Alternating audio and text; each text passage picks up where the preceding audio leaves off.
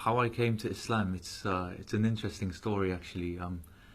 I traveled to Turkey with a group of my friends for a lads' holiday, a typical Western sort of lads thing to do. Go overseas for a cheap holiday and cheap alcohol and stuff like that. But subhanallah, when I got there, the first thing I heard was the adhan, and it really struck me, subhanallah. And the bit of the adhan that stuck in my head was Hayya al falah, come to success.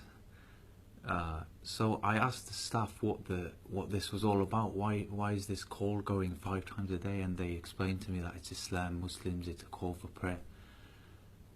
They weren't exactly the best example, but alhamdulillah, when I got back to Wales, I started to research about Islam, and eventually, after researching about the Quran and the science and the miracles, and listening mostly to Era and their argument for the existence of a creator, subhanAllah, it just convinced me, and that's when I decided to accept Islam and become Muslim, alhamdulillah. Allahu Akbar, Allahu Akbar, Allahu Akbar, Allahu Akbar. Subhanallah, before I actually took Shahada and accepted Islam, I was coming to the Masjid during Ramadan, and I was fasting and praying Taraweeh, and just coming with the brothers here and spending time with them. I don't know what it was, but it was just this feeling inside me that was just like telling me to come to the mosque. SubhanAllah, I don't know what it was. It's guidance from Allah, alhamdulillah. Soon after I accepted Islam, I actually made a move to Australia just for a change of lifestyle and experience. I learned Quran there, alhamdulillah.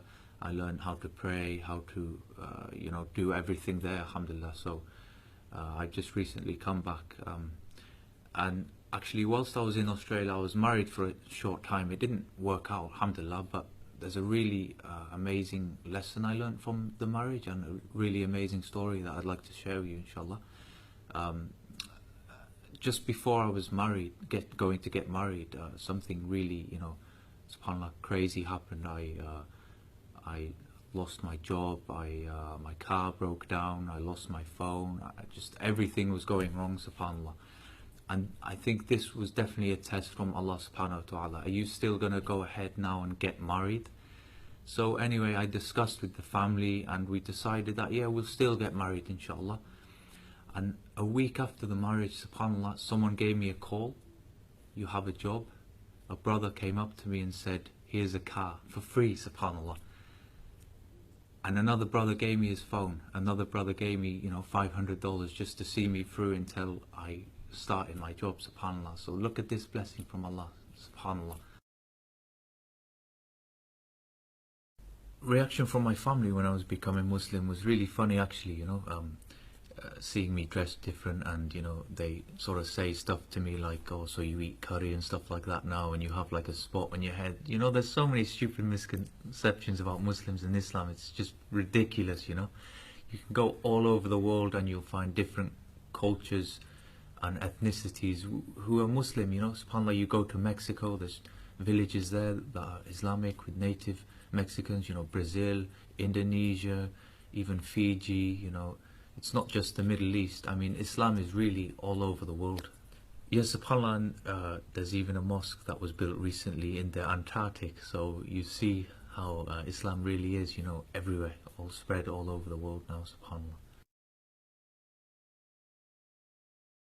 What's it like living as a Welsh Muslim, subhanAllah? Well, you stand out, that's for starters, especially when you're wearing a jubba and your appearance is white, because people around here, they're not used to that. They're not used to seeing white Muslims. They think it's something really strange for some reason, subhanAllah. But yeah, generally I think the Welsh people are more open-minded, alhamdulillah. When we're doing the dawah, they're really, keen and eager, and you're just all around keen to listen to what you have to say, especially, being one of them, so to speak. So overall, alhamdulillah, it's not too bad. Alhamdulillah, you know, I've traveled around the world: Australia, Brunei, Malaysia, Indonesia, Abu Dhabi. SubhanAllah, I've been to a few countries, alhamdulillah, and you know, Islam really is, you know, it's not just a Middle Eastern thing, you know. In fact, only 10% of Arabs are of Muslims are Arab, subhanallah. Obviously, going around the world and meeting different people in the masjids, you learn how to, you know, say "How are you" in many different languages.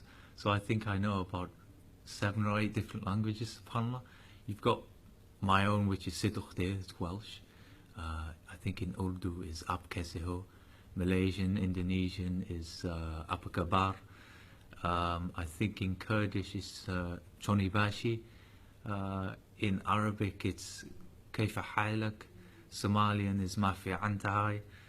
And I think I know a few more, but I forgot them at the moment. But yeah, subhanallah. My advice to Welsh people who are watching now, or generally, you know, British people who aren't Muslim, maybe they're atheist or Christian. My advice is, don't believe what you see on the news, and don't believe what the Western governments are saying about Islam either. Come to the mosque, meet Muslims and speak to us, you know. Everything you're seeing on the news and the media, it's propaganda, it's fairy tales, it's fabricated information, it's not true. Come and speak to us and you'll find out for yourself, subhanAllah.